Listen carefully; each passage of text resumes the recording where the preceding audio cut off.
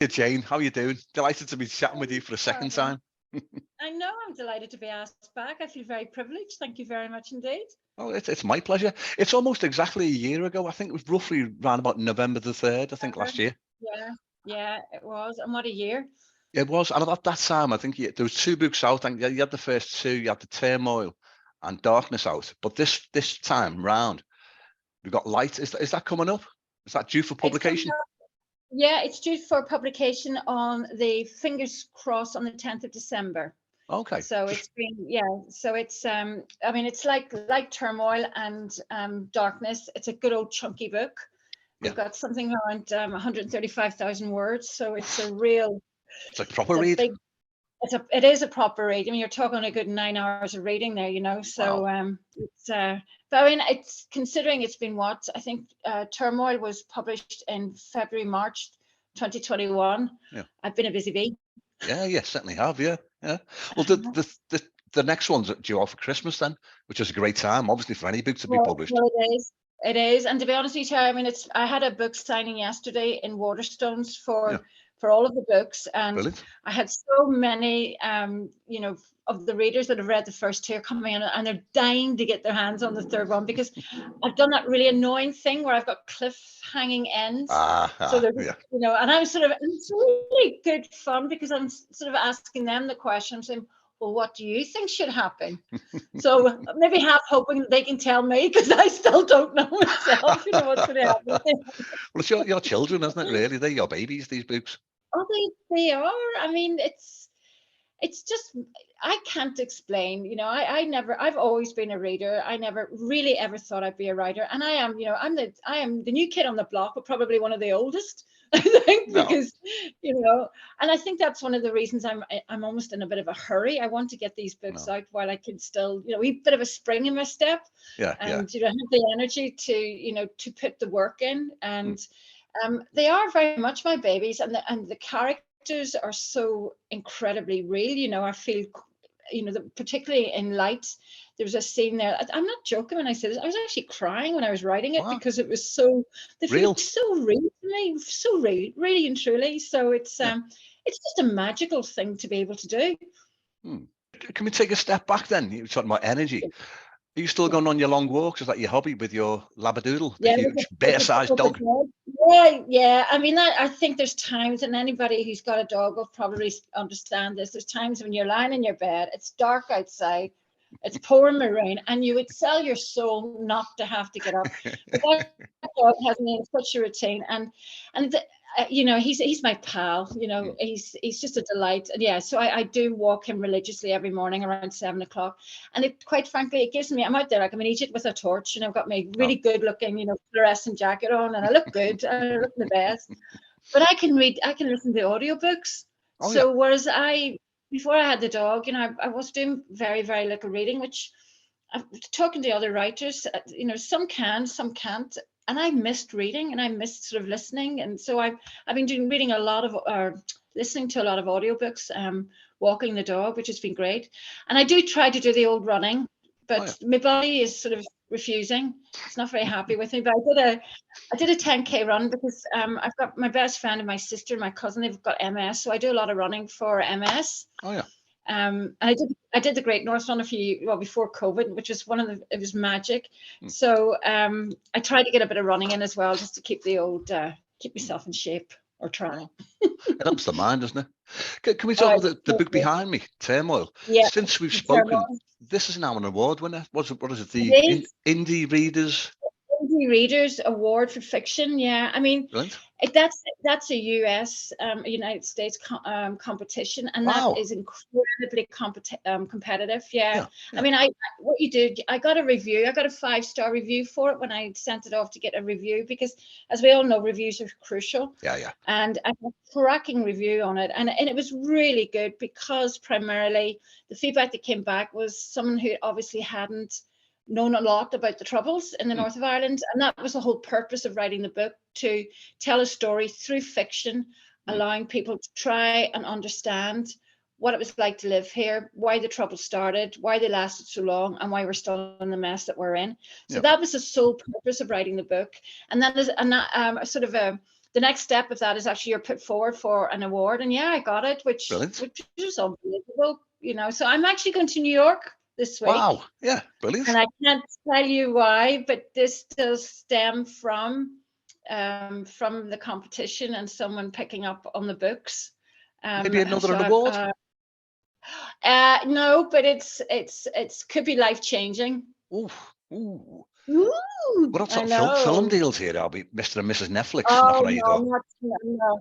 No, but it's not yet. But I do have the script. I mean, I have got a draft script of Turmoil because, you know, a lot of people have said that it would make a terrific TV series or a film because you've got everything that you would want. You've got the love element, you've got the, you know, the family, the warmth, the Black Gallows humor. You've got everything that you can imagine. A really good, solid novel. So, so that's the feedback. So, my plan is to finish the 4 books. It's a tetralogy.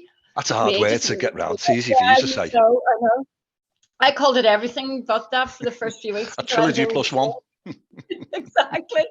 So the plan is to get the 4 of them finished, then really, you know, put it out as one product. It's a series of books and hit hard at it. Okay. Do you know I watched, well, since our last chat, I watched a film, 71, I think it's called, about the Troubles in Ireland. About a young soldier gets sort of, goes missing, he gets lost. Yeah, and he gets helped by the locals. And it immediately reminded me of the Stones Corner.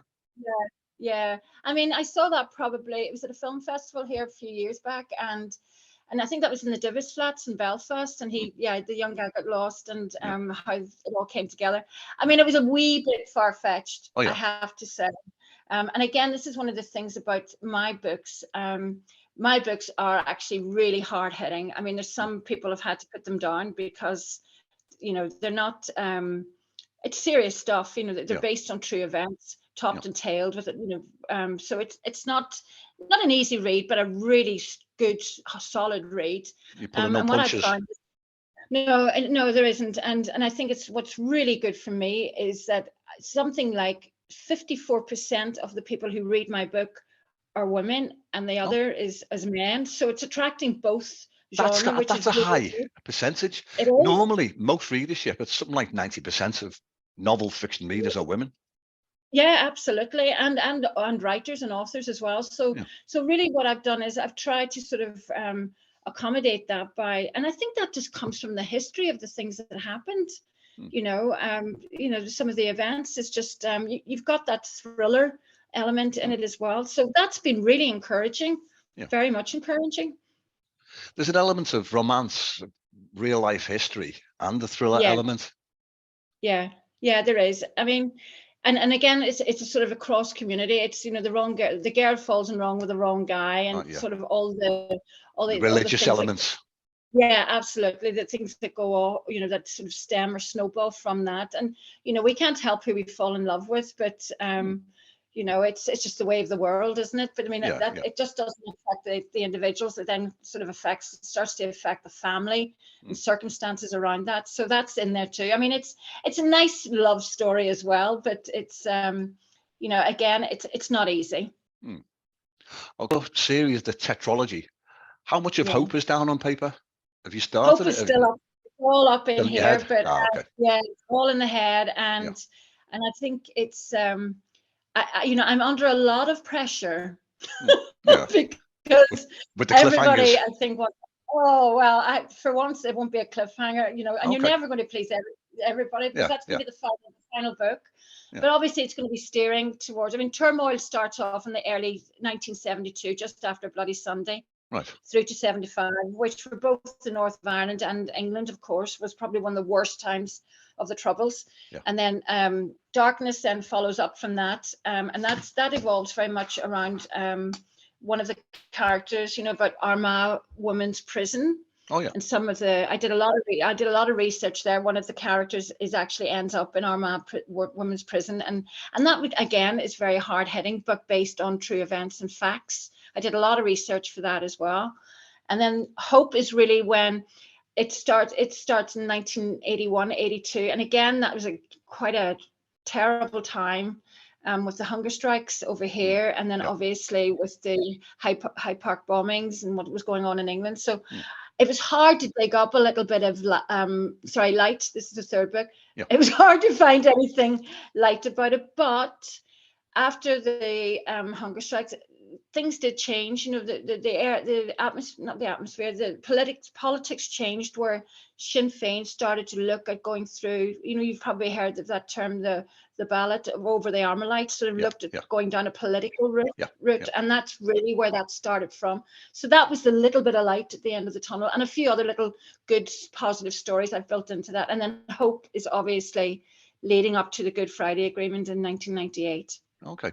Something just clicked in my mind when I think of the Troubles and I think of the history, what we know about the H block, the hunger strikes. Yeah. I don't think of it in terms of women being in prison. It's always been from a male point of view. There's the side that I'm seeing from the UK television and news. Yeah. Oh no, absolutely. I mean, you know, there was, for example, there's a book here called In the Footsteps of Anne, which was written, probably about 10 years ago by a series of women prisoners. Yeah. I mean, you would have had granny, a mother, and a daughter all in the prison at the same time. You know, when in internment, they were all arrested at the same time, you know, and together in prison. I mean, and you would have had young girls who, I think one of the judges described at the time with the style would have been like a black parka jacket and a black skirts and black trousers. They would have been sent for prison because they looked like they were paramilitaries. But they looked they looked like paramilitaries, you know, because they were dressed in dark clothes. Yeah. You would not believe the things that, I mean, I've been astounded by some of the things that I've read and come across. It's just unbelievable, you know. And then of course, you know, women were just interned, or you know, they've no idea when they were getting out. You know, their families were taken into care because they were in prison and their husbands were in prison, and the parents couldn't cope with their young families. Their children were being, you know, they were being threatened by, you know, that the children would be taken into social services if they didn't either confess or, I mean, it was just awful, absolutely awful. So that was pretty heartbreaking as well. I mean, there's good stories, by the way. It sounds very depressing. Have you had any change of mind now that you're getting close to completion of the tetralogy? No. Maybe to add another book, volume 5? No. Well, you know, no, I don't think so. But you know what? I started off with 1. I mean, I really did, and I think what I'd like to do, I keep it at the 4, and maybe I could do an offset for, you know, we talked about this, about maybe, you know, one of the lead characters, you know, just going off in a different direction and that sort of thing, because there are a couple of characters in there that I really don't want to sort of, you know, put an end to, because they're nice people, they're good people, they've been through a lot, you know, you'd like to sort of see them come out the other side. So, but I think my plan at the moment is to finish the 4, and then probably start looking at doing scripts for them. But that, again, you know, that's a big ask. And, you know, time is, you know, this industry, nothing happens fast. That's one of the things I've learned. I mean, it just, it could take forever. But, you know, did you ever think of self-publishing? Because that's, you know, have a lot different speed. Well, you're with the traditional publisher at the moment. No, I'm not. I'm actually with Euler Kelly, I have actually self-published. And again, one of the reasons I did self-publish. Now, what I've done is I've actually set a company up. Okay. So I've set the company up, and I've treated this very much as a business. So this Euler Kelly, then, that's a company that you set up. Yeah, no, Euler Kelly, what Euler does is she would actually, send her the script, I send her the manuscript, and she does all the horrible stuff that, quite frankly, I haven't got the time to do. Putting it on, getting the ISBNs, anything that a publisher per se would do. Right. So she does all the formatting and all that, because that could take you forever. So I and you know, if you're going to self-publish, you've got to do it right. You've got to treat it as a traditional publisher. You've got to make sure that everything is pristine. There's no errors, you know, that you've got a really good editor. I mean, I think I told Martina Cole, Lynn Curtis is her editor. She does my editing for me. You know, she's edited all 3 books for me. So I've treated this, I've invested in this quite a lot, you know, because I believe if you're going to do something, just do it right. And I'm very fortunate. You know, I was able to take a wee chunk of money from my pension and put some money aside and sort of invested in the books. So yeah. And then I think I think inevitably there are advantages to indie publishing. Of course, you've got the control of everything. and the speed of everything. Yeah. Because again, I must have spent 6 or 9 months sending out numerous letters and books, and it's really depressing to either not hear back. Okay, you're not going to hear Months anything later. back. Yeah. Months later, and then if you do hear back, it's well, it's not our genre or whatever. And the amount of research you have to go to in terms of getting that one letter right, that sort of the letter that's got to go. And to be honest, you're not guaranteed that it's going to land on the right desk either. It's a matter of luck, isn't it? That they're looking for a particular genre, a particular type of character at that particular time. Once I've got the 4 books, I've got the evidence of the of the awards, the reviews, the number the number of books that I've sold, then I will definitely approach traditional publishers, because what I have found, which has been really good, when I first did approach the traditional publishers, I had one guy, an agent, said, never have, never will have anything to do with the Troubles. Why? What? So yeah, and that was the real reason. I thought, this is a guy in London, and I thought, well, you know what, fair enough. No, I think it needs to be examined. And oh, absolutely. And funny enough, I was talking at Dingle Literature Festival last week, and I don't know if you've come across Louise Kennedy's Trespasses. She's just won the just won the Ampost, which is a huge book award here, and that's based on the background of the Troubles, which is really reassured that I'm in the right genre. I'm in the right I'm in the right direction. Yeah, I'm sure there's a market for it. Well, there seems to be, and fingers crossed. I think with the depending on what happens in New York, especially on the East Coast of New York and Boston and Chicago, there's a huge Irish contingent as well. We will see. Yeah. Well, touch wood then, just go off on a tangent. You mentioned before that as you're going for your walks, you're listening to audiobooks. At the moment, you've got the books out. They're out in paperback and Kindle. Have you thought of doing the audio version of the books? I have absolutely. But I've looked into it, and it's such an expensive. There's an option. There's a royalty share option where it doesn't cost you anything, but you've got to take a bit of potluck with that.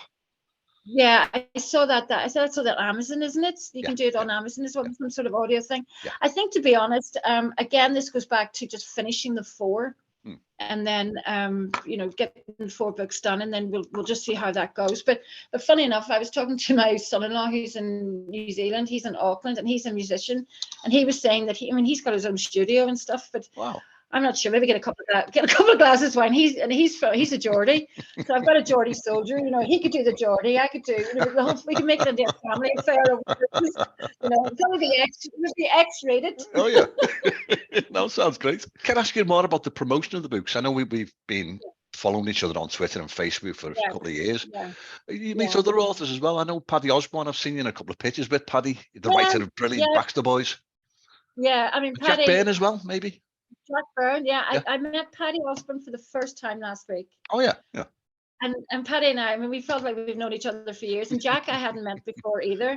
So we did this. What we did was we were doing, which I did actually. I sort of contacted all the sort of regional sort of book festivals in Ireland to talk about the social issues between living in the north of Ireland, living in Liverpool, and living in Dublin. The commonalities of poverty, all growing up, and it actually worked out really well. I mean, it's we were thrilled a bit to be. I mean, we thoroughly enjoyed it. You can imagine me, Paddy, and Jack. I mean, we did a reading, and we had a really good audience, and in fact, we ran over time because I think we just talked too much, but the crack was good. It was great because there were some really good questions. So yeah, I mean, Paddy has been a great support to me, and I've sort of reached out and branched out to local authors here and in around the northwest of Ireland as well, because we've got a guy called Brian McGilloway, who's a cracking author. We've got Claire Allen, who's another one, Jan Carson. So I'm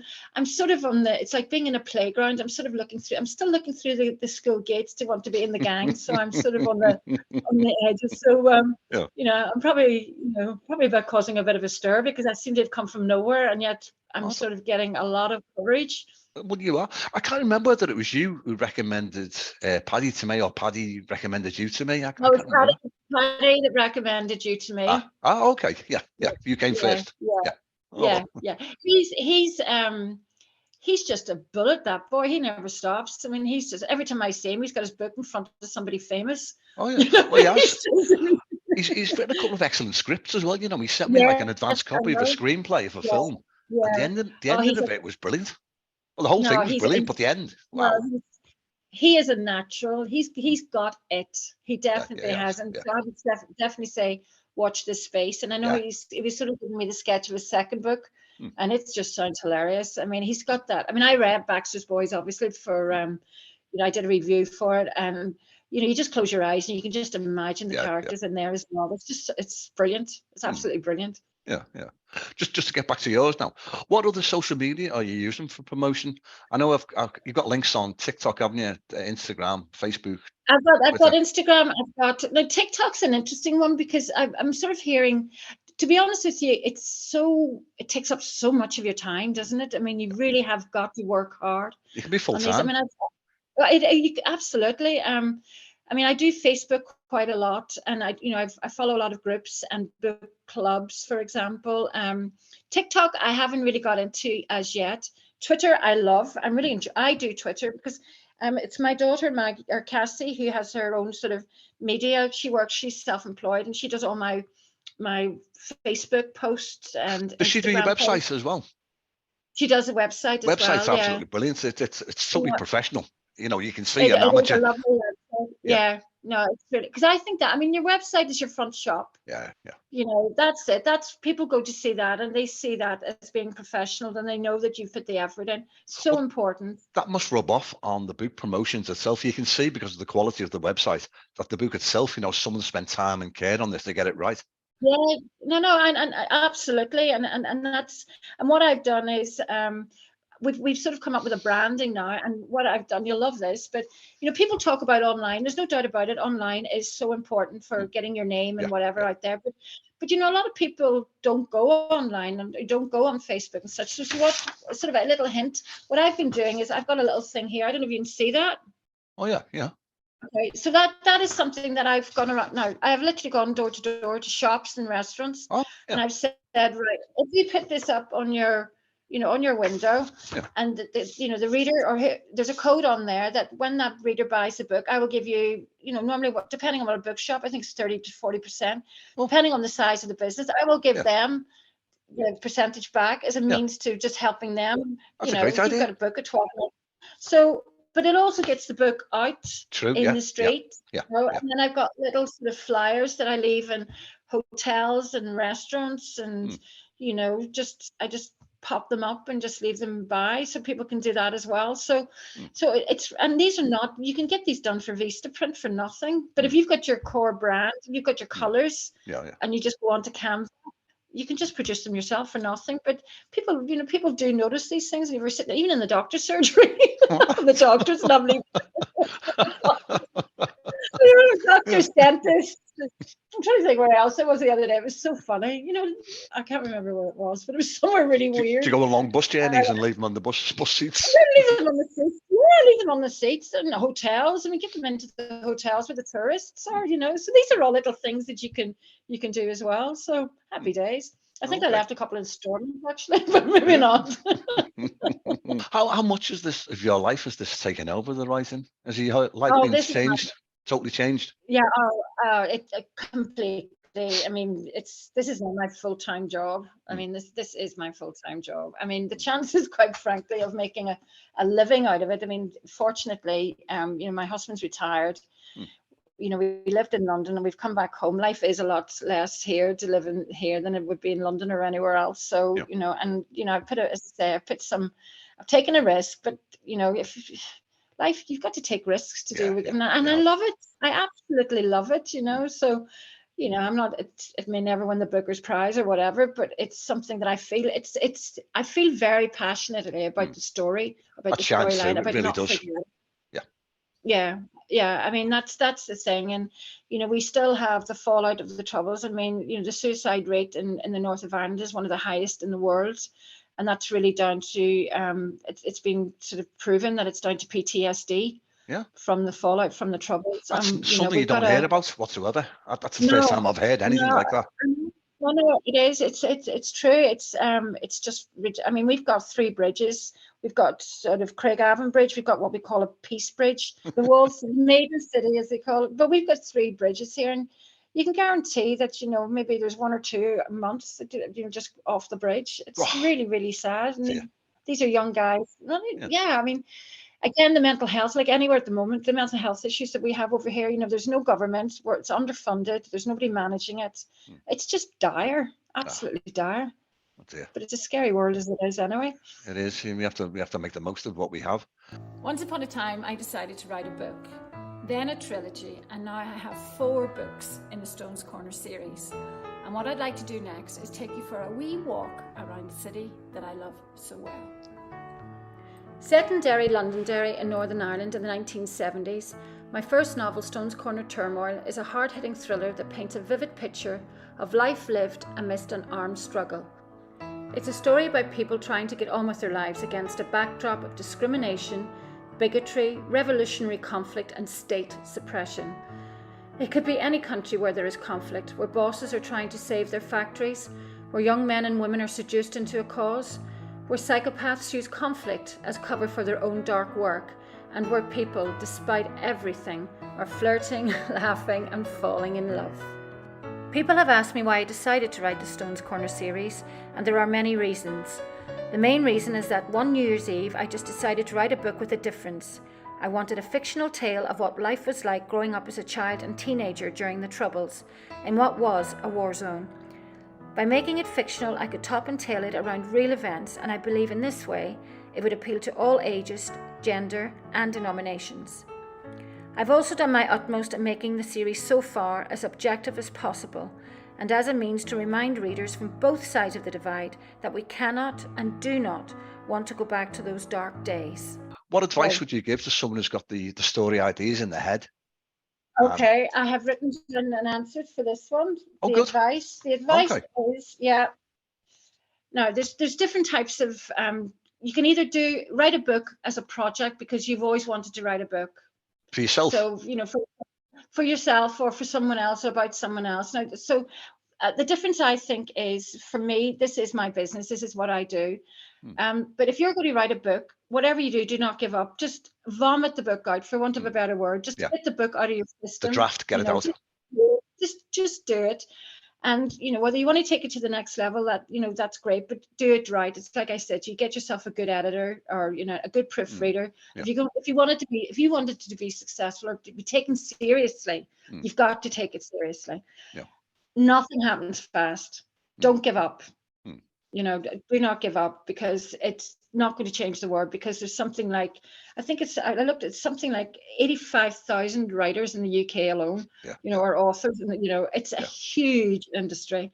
So don't give up. The other thing is enjoy what you're doing. If you don't enjoy it, don't do it, because it's like anything in life. If you don't enjoy it, you're not going to be successful at it. True. Yeah. I mean, you're just not. That's just the way it is.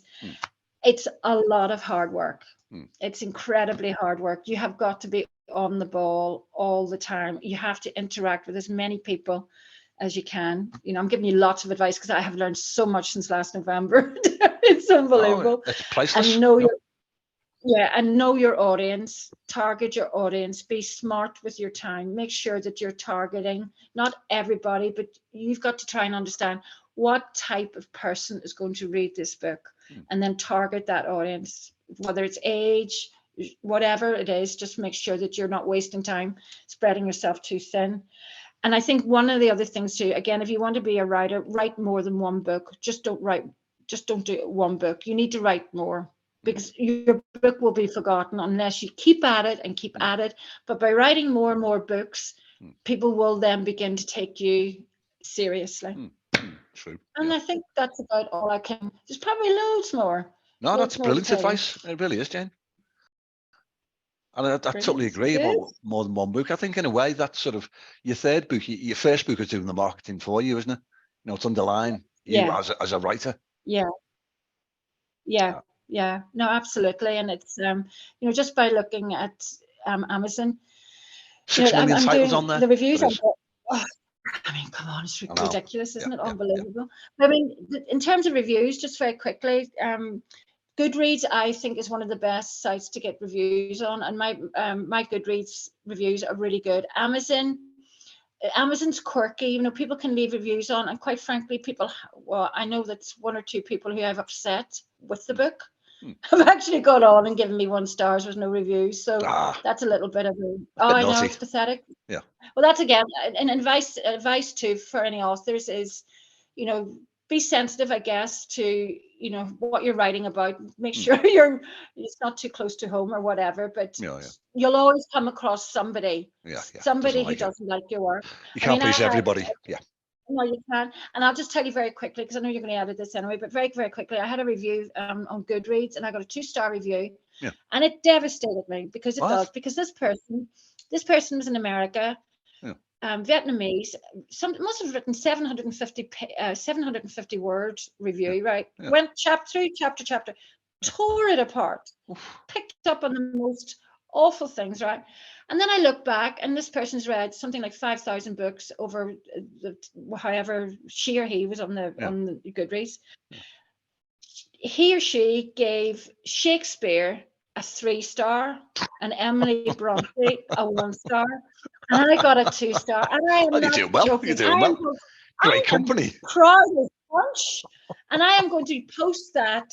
I'm going to make a post out of that and say, well, I got a 2-star. Emily Bronte got a 1, and Shakespeare got a 3. Happy days. Definitely, yeah. I know. But Jane, listen, it's been a delight chatting with you. Let's have a regular one every end of November. Let's do that. I'll pitch you in for next November. Brilliant. Sure. Let's do it. Yeah, I'll book it now. Hopefully we'll get you over here first. We'll get Patty up. We'll have a weekend. We'll shoot all the time. I do need to get back over. We haven't been abroad since COVID, so we need to. I know. Funny enough, we're going to New Zealand in a couple of weeks, or I'm going to New York. That'll be the first time I'll be on a plane in 3 years. Yeah. We've done nothing. We've gone nowhere. I'll be glad to see the back of it all. I'm delighted for you. I know. Well, thank you very, very much. All right. Cheers, Jane. Really appreciate it. But let's keep in touch as we have been. I will, for sure. Thanks a million. Have a lovely evening. Take care. And you too. Thanks, Jane. Ta now. Bye. Bye. Bye.